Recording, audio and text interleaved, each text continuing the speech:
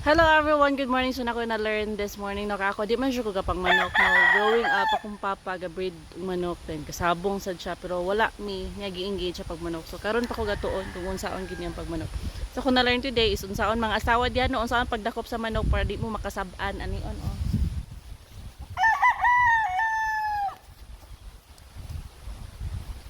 So inana daw siya pagdakop. I don't know if you see this. Birahon niyo ang PC dahil diri niyo sa likod kwaon ngano kay dire ka muhawid maputol sa mga tangtang ng PC. So mas maayo kung i-grab niyo mo siya diri sa ilalom ha. So sa ilalom niyo mo kwaon. So once again nani una.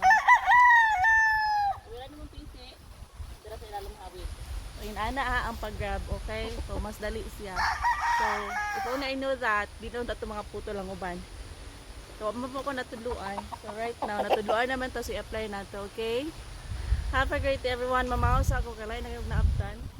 Huwag pa ko kapamahaw.